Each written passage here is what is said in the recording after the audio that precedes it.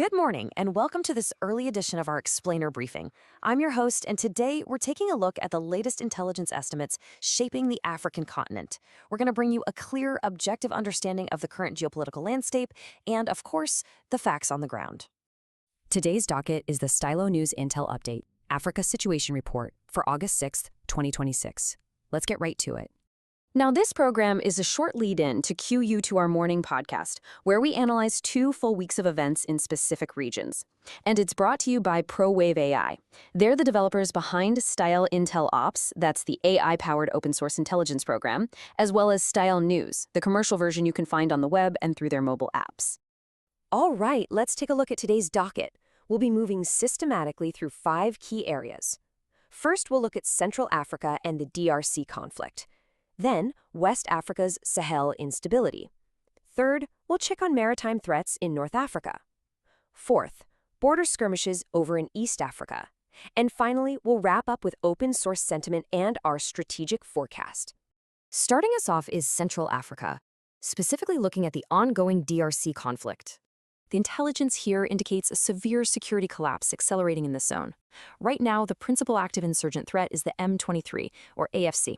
We're seeing active conflict zones around South Kivu, with M23 advancing right toward the Bukavu and Minova axes. Meanwhile, the Allied Democratic Forces, or ADF, remains highly capable and presents a continuous mass casualty threat to civilians up in the northeastern part of the country. When we look at the key decision-makers here, we're dealing with a really complex matrix. The armed group M23 is actively expanding its territory, while the Congolese state forces, the FARDC, are facing stalled operations and recent setbacks. Regionally, the situation is incredibly tense. You have Rwanda facing accusations from critics regarding proxy coordination with M23, while Burundi has reportedly deployed troops and actually taken casualties fighting alongside the Congolese forces.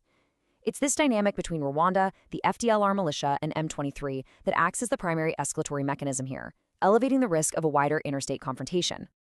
Turning the page, let's move over to West Africa, focusing on the instability in the Sahel. Across the Sahel, the threat ecosystem is highly networked. It's not bounded by state lines at all. Mali is serving as a major sanctuary and maneuver space for the al-Qaeda-aligned coalition known as JINIM. As you move east, Niger functions as both a contested battle space and a transit zone. And further south and east, Nigeria remains a vast target set and manpower pool for groups like ISWAP, operating right alongside residual Boko Haram factions. So what does this all mean for the region? Well, we're tracking a significant JNIM surge against Malian and Russian Africa Corps forces, which really showcases their cross-border militant coordination. Down in Nigeria, ISWAP continues its attacks, feeding into a broader ecosystem of insecurity that includes banditry and communal violence. Politically, the fragmentation we're seeing between the ECOWAS bloc and the AES junta states is significantly hindering coherent regional counterterror coordination. Analysts assess that while junta governments seem focused on preserving their regimes, these militant groups are actively expanding their operational footprint. Next, we pivot to North Africa and a shift in maritime threats. In North Africa, traditional networks like ISIS Libya and AQM remnants actually don't control major urban terrain anymore. Instead, they're mostly utilizing desert mobility and smuggling corridors down in the south, relying on dispersed cells. But here's the thing.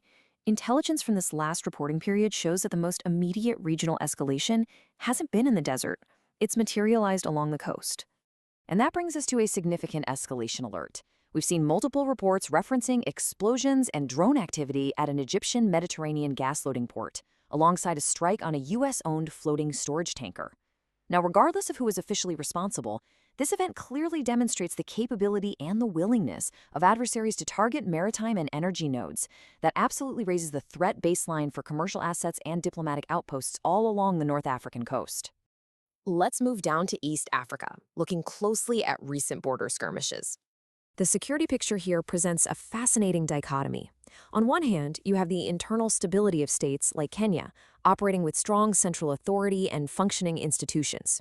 But juxtaposed against that stable interior is severe operational insecurity right along the frontier. The porous Kenya-Somalia border, in particular, remains highly vulnerable to cross-border militant infiltration. To put that into perspective, let's look at a recent tactical event. Suspected al-Shabaab fighters conducted a cross-border ambush in Mandera County, Kenya. Their tactical tradecraft here is notable. They used improvised explosive devices, or IEDs, to strike security officers, and then followed up with a secondary device specifically targeting the arriving security reinforcements. This confirms the group's enduring cross-border strike capabilities and the very real ongoing risk to personnel operating in that border belt.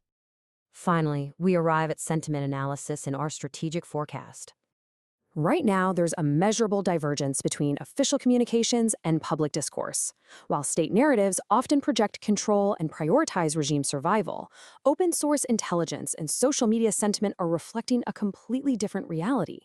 Tracking tags like #Sahel crisis and #DRC reveals widespread public alarm over junta failures to contain violence and deep frustration about the continuous expansion of jihadist networks.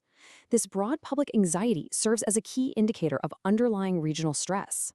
Based on current intelligence estimates, here is our fact-based forecast of near-term events you should monitor. In the coming days, keep an eye on eastern DRC for continued M23 pressure on the South Kivu corridors and FARDC positions.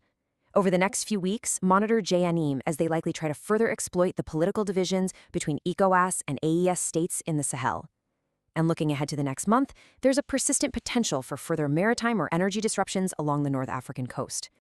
All of this leaves us with a critical strategic question. As trans-regional armed networks adapt and expand faster than state security architectures can respond, how will these converging crises reshape the African geopolitical map? It's a complex situation, one that requires careful, continuous, and objective monitoring. Thank you for joining this morning's Explainer briefing. Now, this has just been a short lead-in to the comprehensive analysis we provide. I highly encourage you to listen to the full Stylo News Intel update podcast on your favorite channel, or just follow the link on this post, where we analyze these past 2 weeks of events in much greater depth. You can also subscribe to Stylo News to get AI-powered news on demand by visiting www.stylonews.com. Thank you for your time today, and stay informed.